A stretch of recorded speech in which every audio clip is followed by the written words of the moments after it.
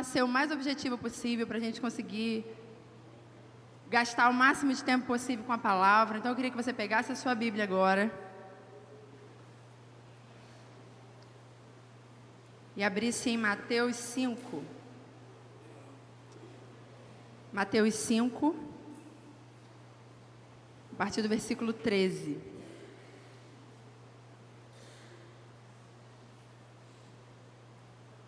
Enquanto você está abrindo aí, Mateus 5, a partir do versículo 13. Eu queria que você me respondesse uma pergunta com a sua mão. Você já ouviu a frase, você deveria parar de andar com fulano? Alguém já falou isso para você? Eu não quero que você responda agora, só quero que você reflita. Você concorda ou não concorda com essa frase? E aí a gente vai falar um pouquinho sobre isso. Mateus 5, a partir do versículo 13, diz assim: vocês são o sal da terra, mas se o sal perder o seu sabor, como restaurá-lo? Não servirá para nada, exceto para ser jogado fora e pisado pelos homens. Vocês são a luz do mundo. Não se pode esconder uma cidade construída sobre um monte. E também ninguém acende uma candeia e a coloca debaixo de uma vasilha. Pelo contrário, coloca no lugar apropriado e assim ilumina todos que estão na casa. Assim, brilhe a sua luz diante dos homens, para que vejam as suas boas obras e glorifiquem ao nosso Pai que está nos céus.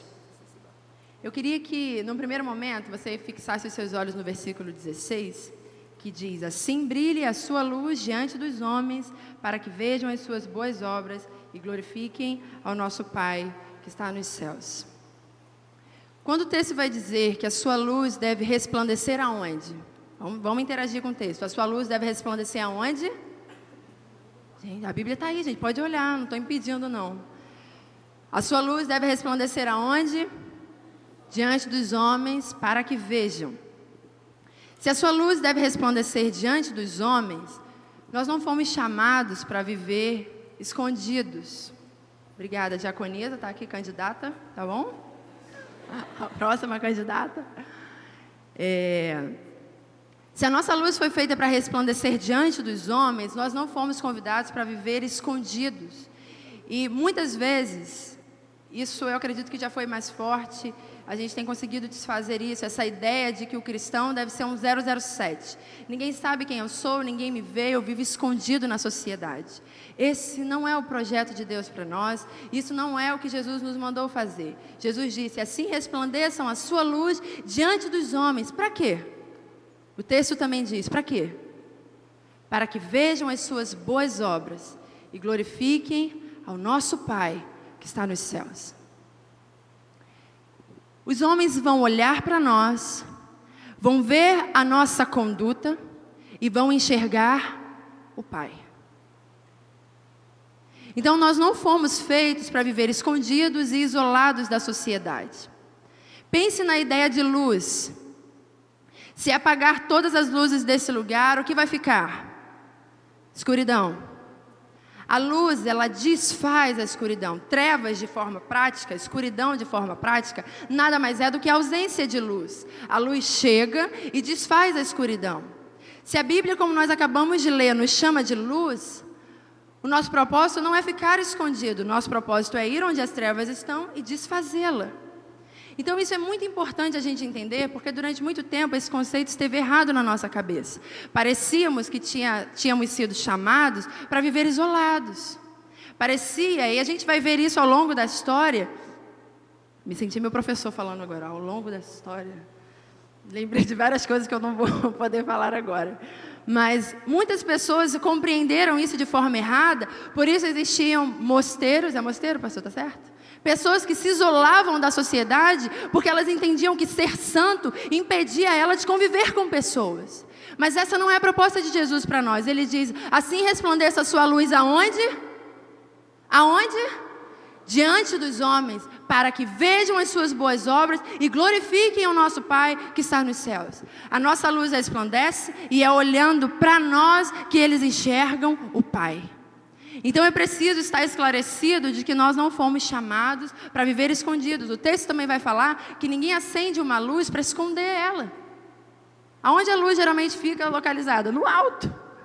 Para que ela seja vista, para que ela ilumine o máximo possível. Você não vai acender uma lanterna e colocar ela embaixo da cadeira, porque essa não é a função da luz. Então a minha função e a sua função não é se isolar do planeta Terra, não é virar aquele bichinho que parece um ET, que não pode falar com ninguém, pelo contrário. O convite de Jesus para nós é: resplandeça a sua luz diante dos homens, deixe eles verem vocês. Deixe eles enxergarem a forma como vocês vivem, a forma como vocês tratam uns aos outros, para que assim eles me vejam. Para que eles olhem para vocês e enquanto olham para vocês, me enxerguem. Então a primeira coisa que a gente precisa esclarecer essa noite é que não fomos chamados para viver escondidos. Agora eu quero que você abra a sua Bíblia num outro texto, que está em 1 Coríntios 11, versículo 1.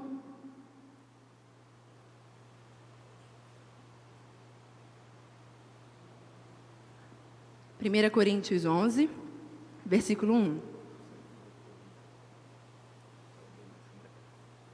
Diz assim a palavra de Deus: sede meus imitadores, como eu sou de Cristo. Você já sabe, né? Sede meus imitadores. Diz aí, responde, para interagir. Estou chamando vocês para interagir, vocês estão demorando. Ó. Sede meus imitadores, como eu sou de Cristo. 1 Coríntios 11, 1. Uma das coisas que a gente tem ouvido muito hoje em dia é o seguinte: essa frase ou esse estilo de vida tem sido disseminado por aí. Não olha para mim, olha para Jesus, porque eu erro, eu falho, eu sou pecador, então não olha para a minha vida não, olha para Jesus. Quantos aqui já ouviram frase desse tipo? Não olha para mim não porque eu erro. Eu espero que você não use essa frase, amém? Vai que você usa ela, você vai parar de usar ela hoje em nome de Jesus. A gente tem usado essa ideia de que não olha para a minha vida não, olha para Jesus.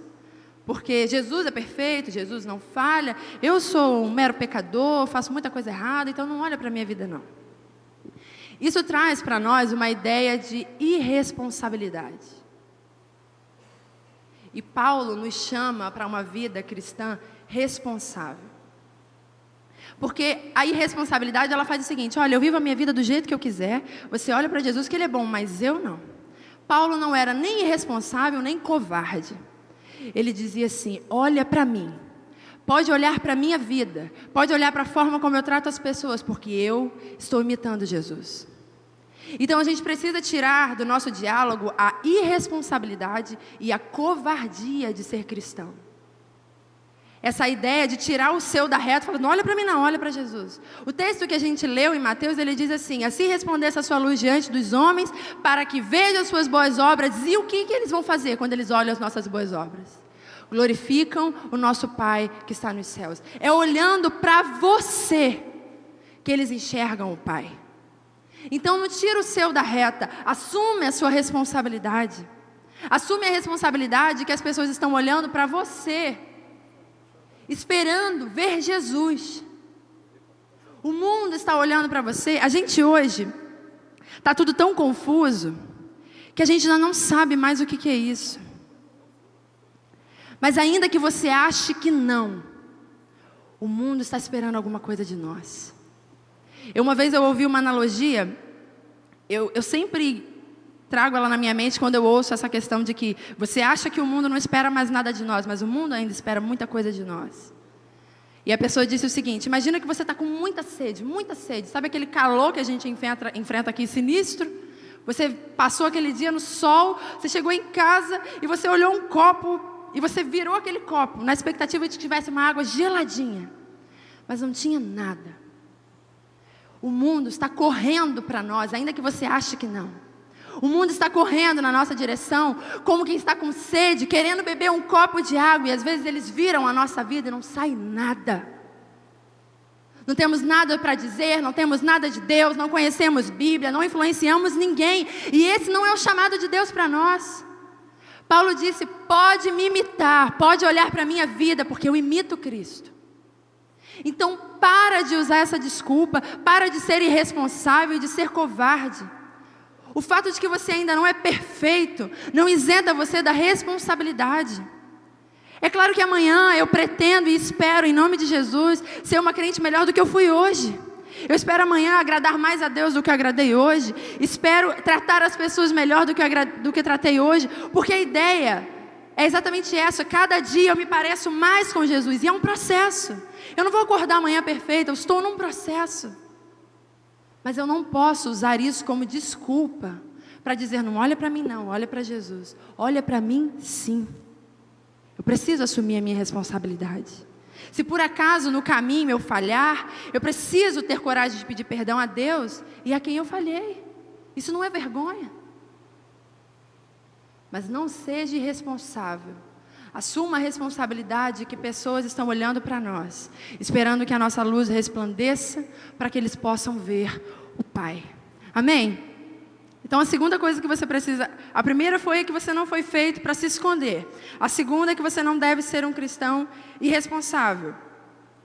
Mas uma coisa que eu queria pensar com você, quando a gente fala sobre ser um cristão responsável ou brilhar a nossa luz, o que é isso na prática?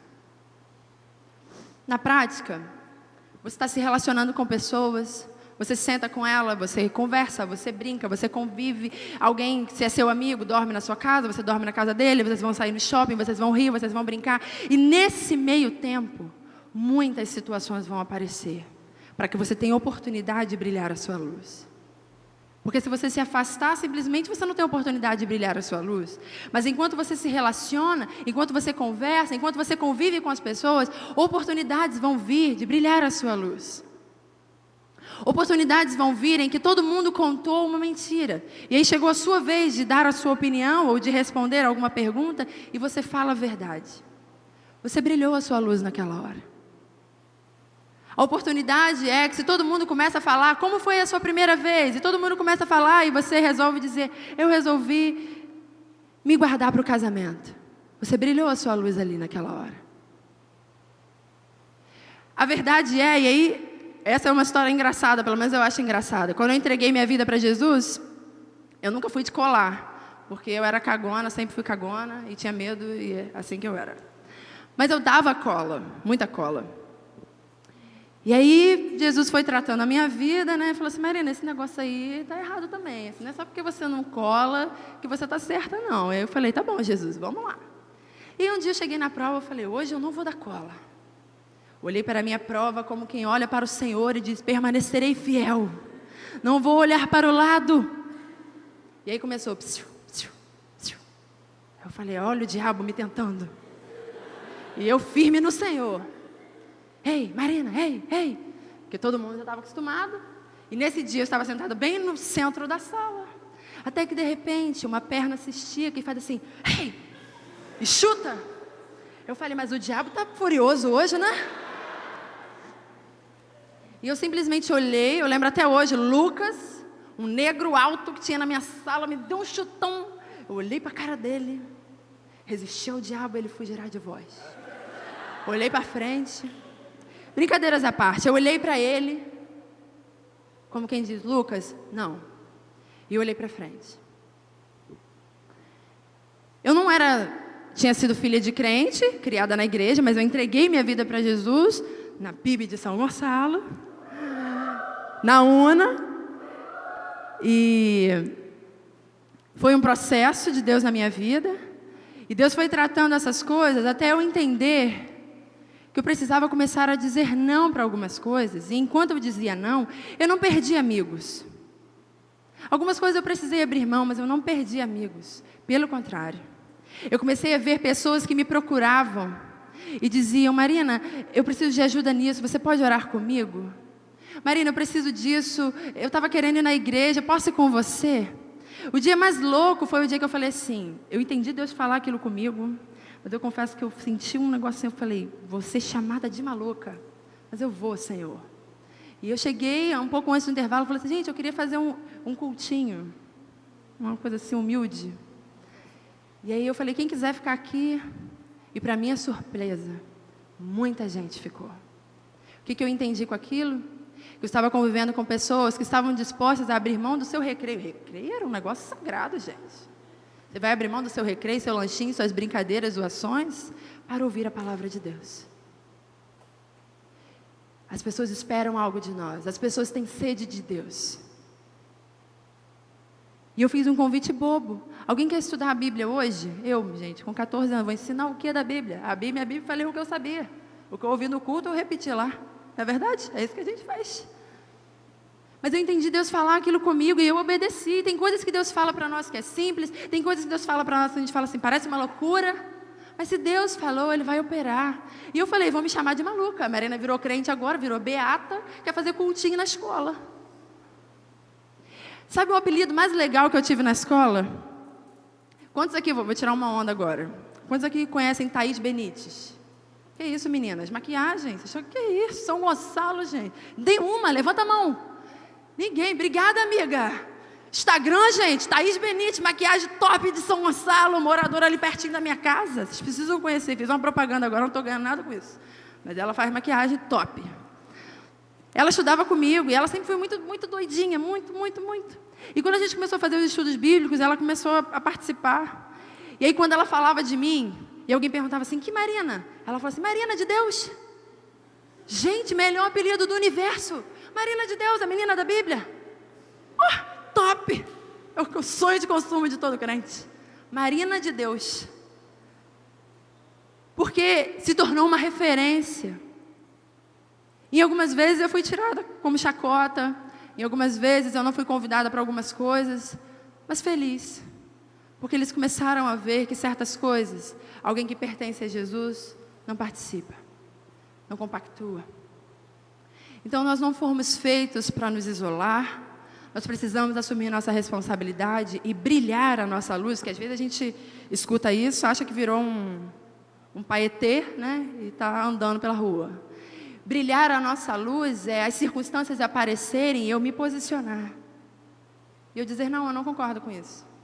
Nós vamos fazer assim, e você diz, não, eu não vou fazer assim, eu vou fazer desse jeito.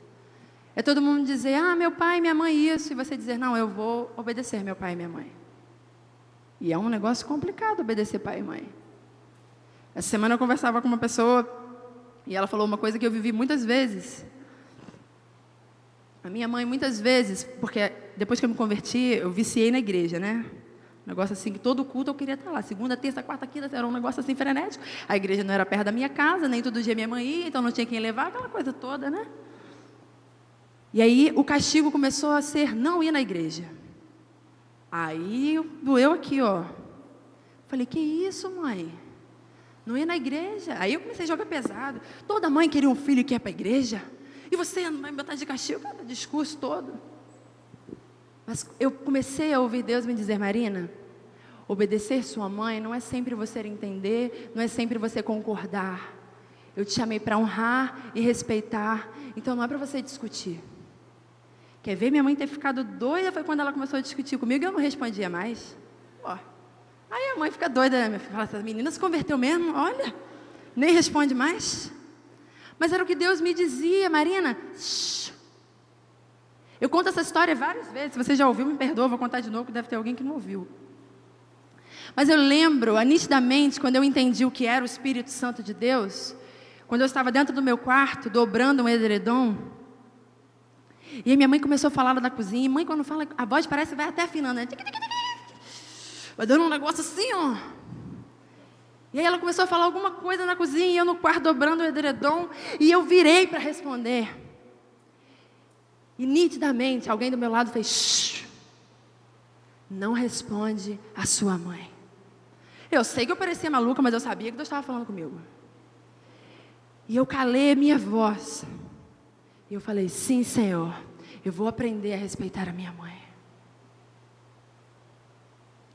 Valores de Deus, princípios de Deus, honrar pai e mãe é princípio de Deus.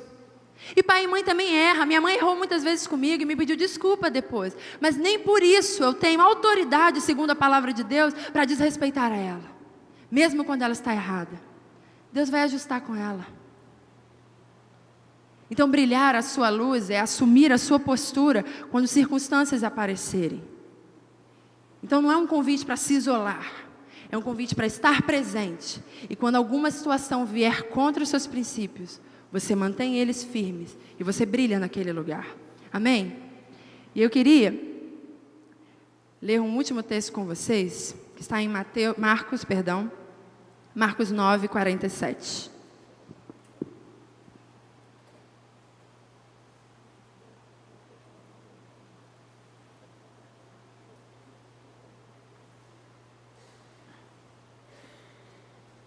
Marcos 9, 47. A gente vai ler só a parte A, que é a primeira frase. Diz assim a palavra de Deus: e se o seu olho lhe fizer tropeçar, arranque-o.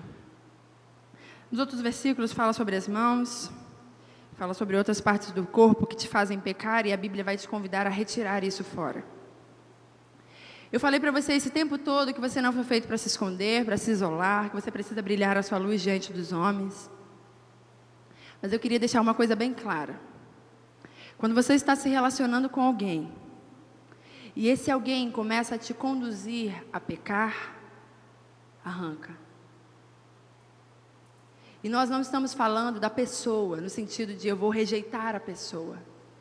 Mas nós que pertencemos a Jesus, quando qualquer coisa nos conduz a pecar, nós arrancamos fora.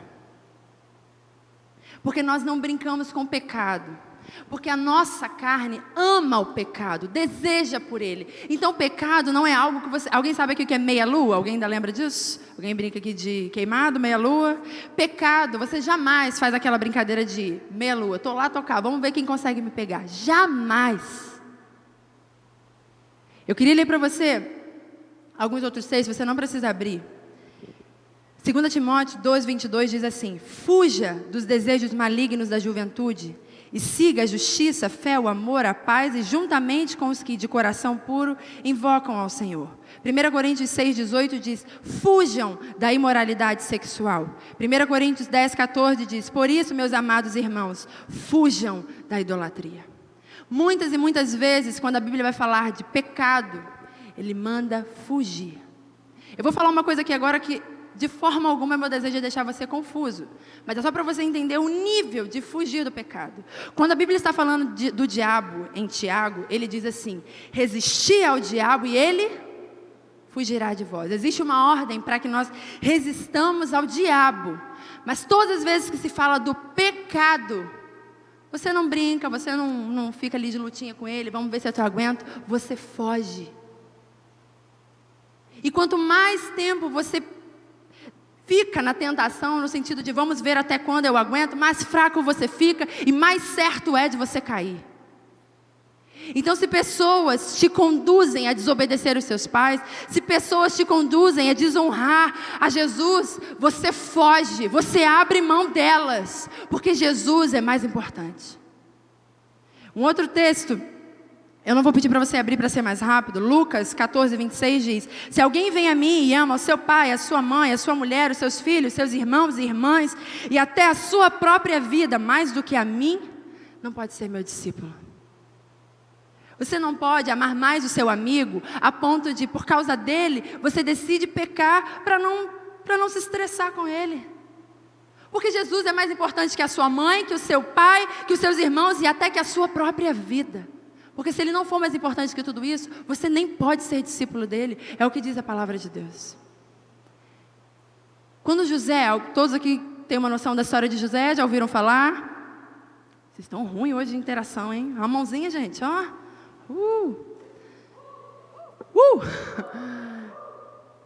Quando José foi para o Egito, José tinha 17 anos.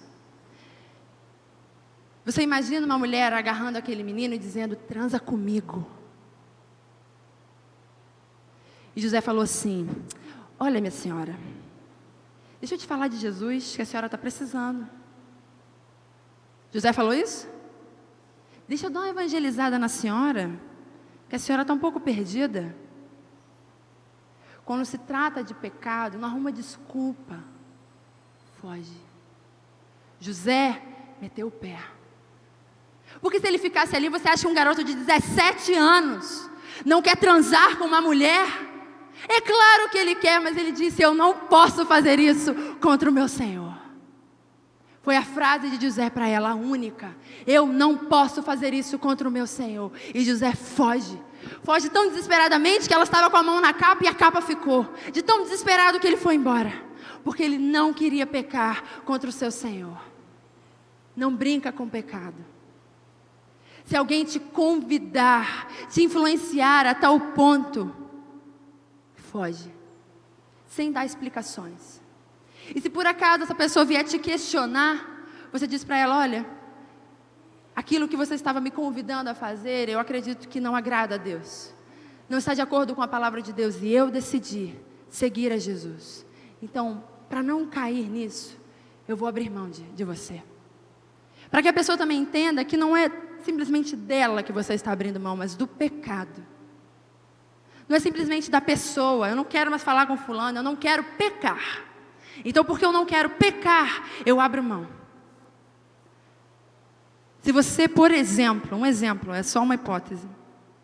Se alguém tem problema com alcoolismo, você acha que ele consegue ficar sentado num bar tranquilamente?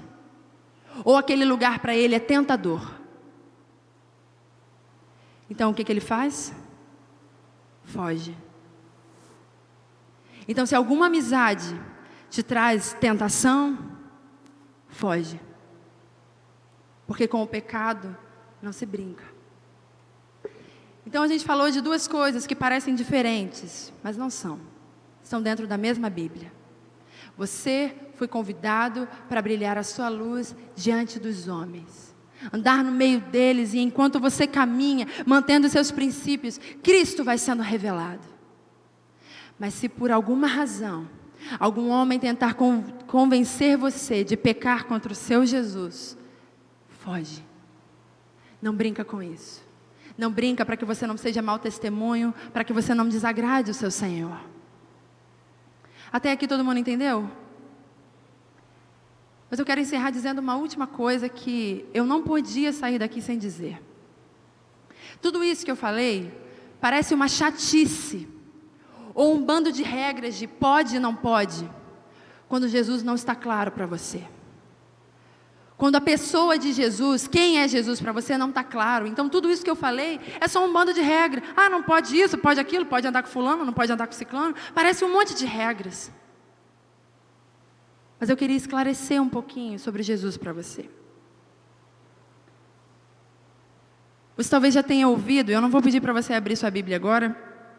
Esse texto que eu vou falar agora está registrado em João 8, de 3 a 11. A história da mulher adúltera.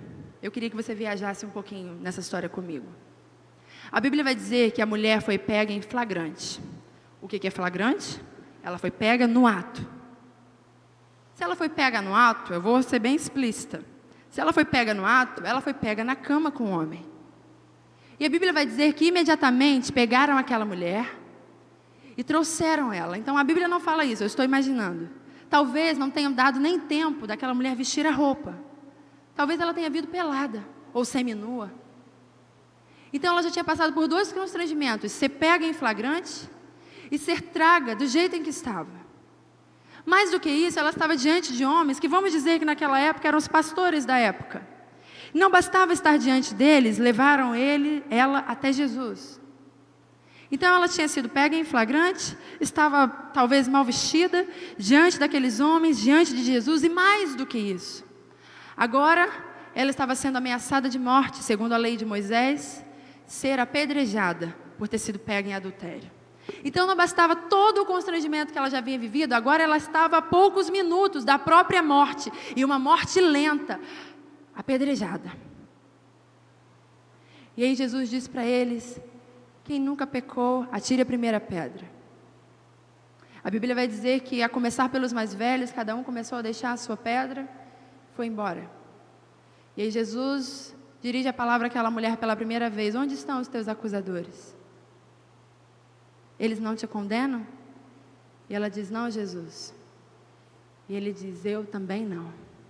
Vai e não peques mais. Por que eu estou contando essa história? Porque eu acho que ela ilustra muito bem algumas coisas. Aquela mulher estava a poucos segundos de morrer. E o que Jesus fez com ela? Livrou-a da morte. Então, para ela, a palavra Salvador faz todo sentido. Jesus salvou ela da morte. Mais do que isso, ter sido pega na situação em que ela foi pega. Jesus disse: eu te perdoo. Eu imagino, e só de falar isso meu coração bate forte, de imaginar o como aquela mulher amou a Jesus. Quando Jesus diz: vai viver a sua vida, mas a partir de agora, não peque mais. E eu consigo imaginar aquela mulher sair dali e dizer: nunca mais, eu não quero pecar mais. Jesus me salvou, eu ia morrer. Jesus me livrou da morte, me perdoou de uma vergonha tão grande. Jesus, meu Salvador, amado da minha alma, eu quero agradá-lo para sempre. Eu estou te contando essa história porque Jesus precisa ser essa pessoa para você. Se Jesus não for aquele que você ama, se Jesus não for aquele que você entende, Ele me livrou da morte, Ele perdoou pecados que ninguém sabe. Se Jesus não estiver claro para você, tudo que eu falei é pesado demais e você não vai estar disposto a fazer. Mas aqueles que amam a Jesus vão dizer como José: não, eu não posso fazer isso contra o meu Senhor, contra aquele que me livrou da morte, aquele que me perdoou da coisa mais vergonhosa que eu já passei. Eu não posso fazer isso contra o meu Senhor. Então eu desejo que, se você achou tudo isso um bando de regras, eu queria muito que você conhecesse Jesus, porque quando conhecemos Jesus, estamos dispostos a fazer qualquer coisa diante do amor que recebemos, diante da paz que nós recebemos, diante da alegria e da vontade de viver que antes a gente não tinha e agora a gente passa a ter. Então a gente está disposto a fazer tudo para agradar o meu Salvador. Eu queria que você fechasse os seus olhos, e eu queria fazer algumas perguntas a você nessa noite, e eu queria que você fechasse os seus olhos no intuito de não se importar com as pessoas ao seu redor. Mas, se nessa noite você entendeu uma coisa: eu não posso mais me esconder. Eu fui chamado por Jesus para andar no meio das pessoas e fazê-lo conhecido. Se você entendeu isso nessa noite, eu queria que você se colocasse de pé, de olhos fechados, como quem diz: eu entendo que eu tenho uma responsabilidade e eu quero deixar Jesus ser visto na minha vida. Se você entendeu nessa noite que por amar a Jesus, você vai precisar abrir mão de coisas, lugares e pessoas para não pecar contra Ele, eu também queria que você se colocasse de pé. Se você entendeu que não é simplesmente a pessoa que nós estamos rejeitando, mas o pecado, porque nós não aceitamos pecar contra o Salvador da nossa vida. Mas se você nessa noite quer dizer uma coisa: eu queria conhecer Jesus, eu queria que você tivesse a liberdade de levantar a sua mão. Se você quer dizer: eu quero conhecer Jesus, eu quero conhecer esse amor, eu quero experimentar dessa paz, desse Salvador. Se existe alguém no nosso meio que quer conhecer a Jesus, eu queria que você tivesse a liberdade de levantar a sua mão, sem se importar com as pessoas em volta, sem sentir vergonha. Eu queria que você pudesse ter a liberdade de dizer: eu quero conhecer Jesus. Se existe mais alguém que nessa noite entendeu que deve resplandecer a sua luz no meio de quem você convive, ou que você quer abrir mão de qualquer coisa que entristeça o coração do seu Salvador, eu queria que você ainda se colocasse de pé. Se você entendeu isso nessa noite. E eu queria que... Vou tentar fazer isso de forma mais breve, mas eu queria dar essa oportunidade a você de sair do seu lugar, você que está de pé. E eu queria que você viesse aqui à frente para a gente orar junto. Eu queria que você tivesse a liberdade de ficar de joelho, de ficar de pé, de levantar as suas mãos, mas de orarmos juntos dizendo: Jesus, eu entendi que eu tenho responsabilidade, eu não quero ser covarde, eu quero assumir a minha responsabilidade. Jesus, eu entendi que eu não posso pecar contra Ti, porque o Senhor salvou a minha vida e eu desejo te agradar.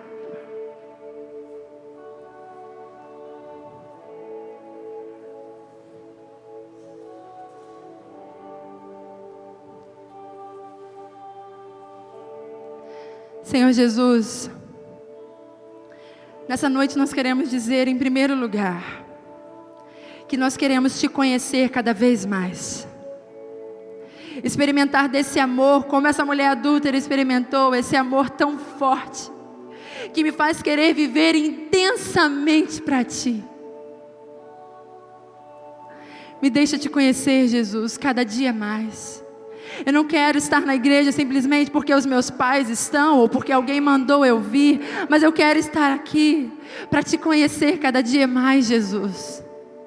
Enquanto eu ouço a tua palavra, enquanto eu adoro ao Senhor, enquanto estou caminhando com outros irmãos que me ajudam quando estou fraco. Jesus, eu quero estar aqui porque eu te amo.